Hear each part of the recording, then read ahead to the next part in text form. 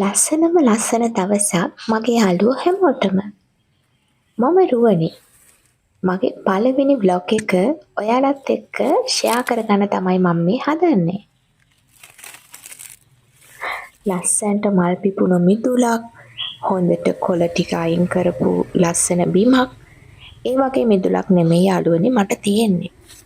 ඉතින් මේක මට ආයිත් යථා තත්ත්වයට පත් කරගන්න ඕනේ. ආයිත් යථා තත්ත්වයට පත් කරගන්න කියන්නේ මේක ලස්සනට තිබුණ කාලයක්. නමුත් මගේ අසනීප තත්ත්වයක් නිසා මට එකතැන වෙන්න උන නිසා මේ හැමදේම මගහැරුණා.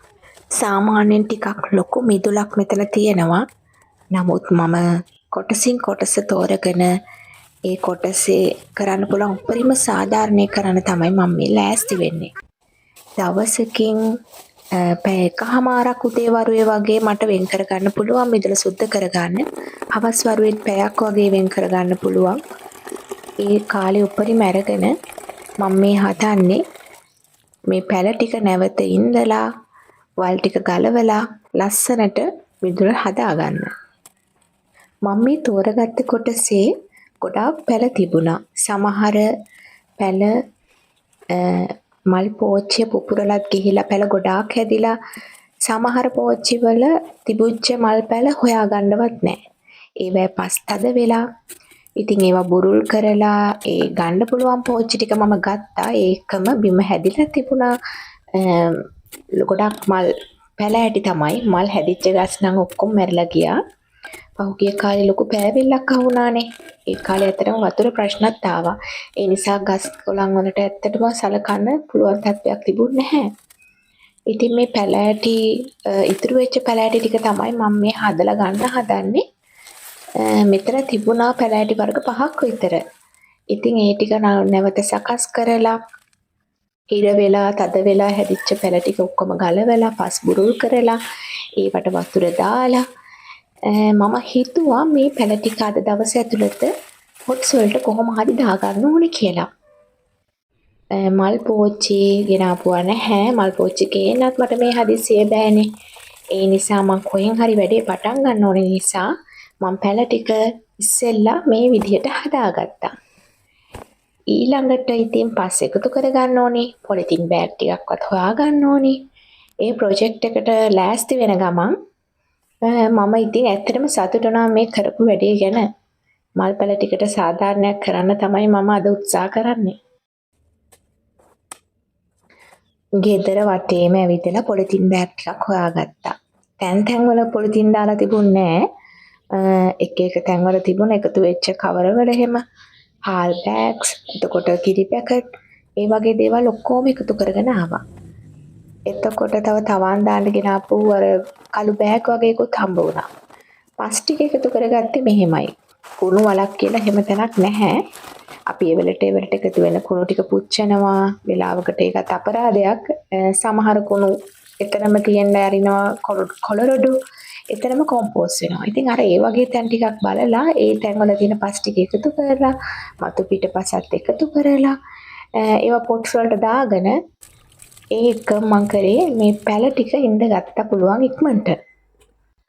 10 හමාරට විතර අවුව සැරයි. ඉතින් හොඳට මේ දවස්වල මං ගෙට ඇවිල්ලා ඉතින් තේ එකක් එහෙම බීලා කල්පනා කරා මං ඊළඟට මොකද්ද කරන්න කියලා. With a beautiful mindset. Start each day with a positive thought and a grateful. හවස 5ට විතර මට ආයි බ්‍රේක් එකක් හම්බුණා. බබාලගේ වැඩ ඉස්කෝලේ ගිහිල්ලා ඇවිල්ලා ඒගොල්ලන්ගේ ඔක්කොම වැඩ ටික ඉවර කරලා ඉවරලා මම ආයිත් ආව මිදුලට. අර එකතු වෙච්ච පස් මම කිව්වනේ තැන් වල ඒ ටික එකතු කරගෙන ආපු තැනින් තවත් පොලිතින් බෑග් ටිකක් හොයාගෙන ඇවිල්ලා ඉතුරු පැලවලටත් පොට්ස් ටික හදාගත්තා. ඔයාලට වටපිටාව පේනවා ඇති නේද? මේකේ ඇත්තටම තිබුණේ මල් පිපෙන ගස්, පොඩි වැල්, එතකොට කටරොඩු වැල්, සුදු වැල් තිබුණා, නිල් පාට එක තිබුණා, දාස් පෙතිය තිබුණා.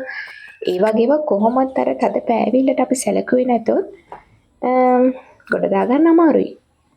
ඉතින් මං කිව්ව විදිහටම ස්නේක් ප්ලාන්ට් ටිකකුයි අර මං ආසම කරන රතු පාට පැලය ඒක තව පැල ඇටි ගොඩාක් හදාගන්න මට පුළුවන් වුණා. මෙතන පේන්නේ නැති කොටසකුත් තියෙනවා.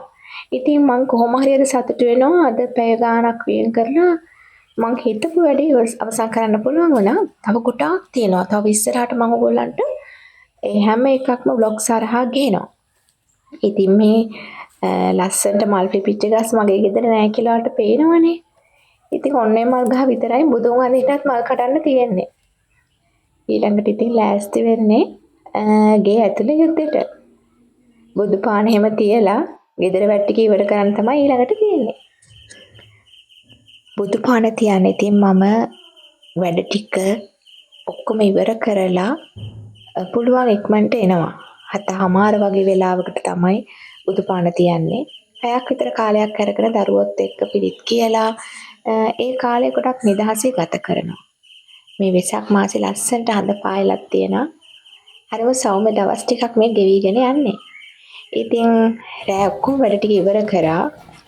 අම්මෝ ඉතින් දන්නවනේ අපේ ගෙදර තාත්තේ ඔයාලගේ වලලත් මේ වගේ ඇති රෑ 11ටත් චූටි බඩිත් එක්ක ඉතින් ඔහොම තමයි ගෙවෙන්නේ. ඒගොල්ලන්ට හිතන වෙලාවට මේගොල්ලෝ නිදාගන්නේ. මට බලෙන් නිදි කරන්න හිතෙන්නෙත් නෑ. ඒගොල්ලෝ සතුටින් ඉන්න වෙලාවට. ඉතින් යාළුවනේ මාත් එක්ක දිගටම රැඳිලා ඉන්න. මම රුවනේ. සුබ දවසක් ඔයාලට.